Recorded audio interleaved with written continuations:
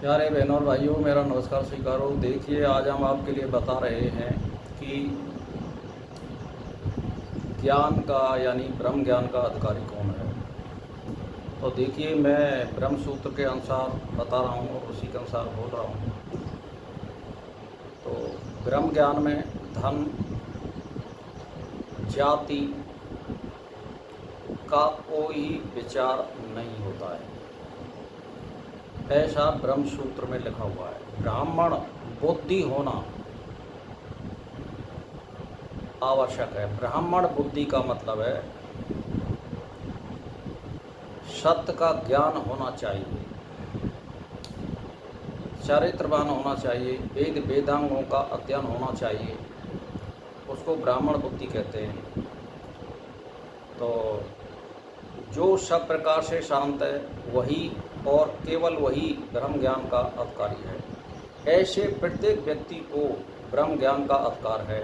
गीता के अनुसार पापी से पापी भी ज्ञान की नौका में बैठकर भव सागर से तर सकता है। आप सोच लीजिए। तो साधारण पुण्य वालों की तो बात ही क्या है। घर में चिंतामणि और पारस पत्थर है, किंतु उसे ना जानने से ही तुम कंगाल हो। यदि आप अपने से संतुष्ट हैं तो वेदांत अपने या आपके कार्यों में हस्तक्षेप नहीं करता है।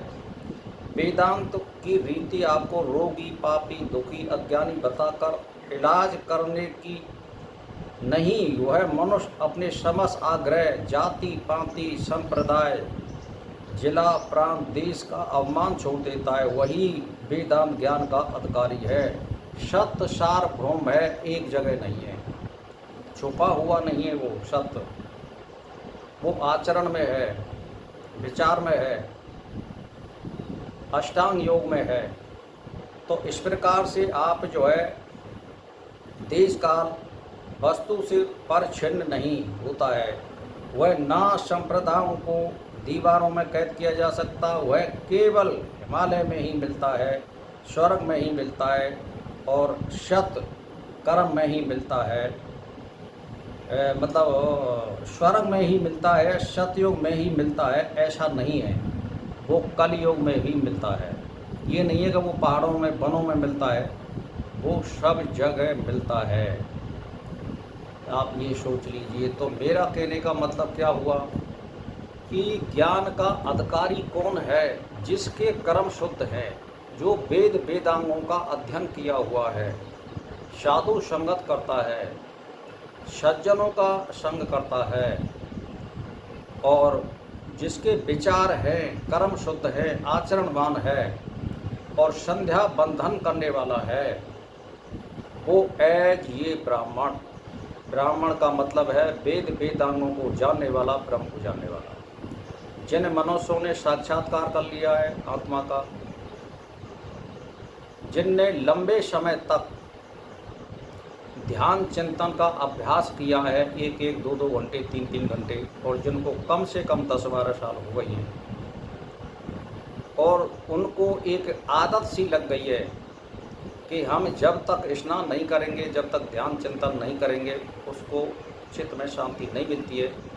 इसी को आदत कहते हैं। यही आदत आपके मन में और चित्त में जाती है और यही आपके जन्मों का कारण बनती है। बुरी वासना है, अच्छी वासना है, द्वेष की भावना है, ये सारे आपके चित्त में जाती हैं। जब आपका चित्त शांत होगा, चित्तवृत्ति निरोध होगा, यानी उसमें कोई वासना नहीं मिलेगी पाप और पुण्य की, तो ये निश्चित है आप निर्मल हो, शुद्ध आत्मा हो और पुण्य आत्मा हो।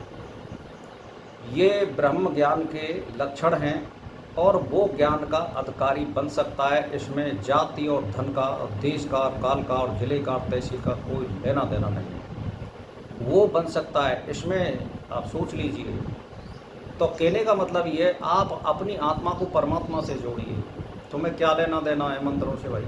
मंदिर तो हमारी एक संस्कृति है, जो महापुरुषों ने बनाया है, हमें उसको पूजना चाहिए, मानना चाहिए। लेकिन हमें युक्ति मुक्ति तो जो है, जब तक आप अपने आत्मा का उद्धार नहीं करोगे तब तक संभव नहीं है। यदि मान के चलिए आप राम कृष्ण हनुमान का आप ध्यान करते हैं, अपने हृदय में उसका चित्र बनाते हैं, तब भी उसको शुद्ध नहीं माना जाएगा, दैत्य माना जाएगा। भाई हम अपनी आत्मा में अगर शुद्ध भजन करना है तो वेदों में तो कहीं नहीं बताया गया है कि ब्रह्मा विष्णु या इनका हम ध्यान करें, ईश्वर का ध्यान करें, प्रकाश रूप का ध्यान करें, ज्योति का ध्यान करें, ये बताया है। तो उसका ध्यान करिए, हमें लेना देना क्या है। तो भजन करने वाले के लिए, चिंतन करने वाले के लिए कोई देश काल और जाति का बंधन नहीं होता है, कोई भी कर सकता है, कहीं भी कर सकता है, और वो जो ज्ञान प्राप्त करता है उसका उपदेश कहीं भी दे सकता है। तो भाई और बहनों, मेरा इसी के साथ नमस्कार स्वीकार हो।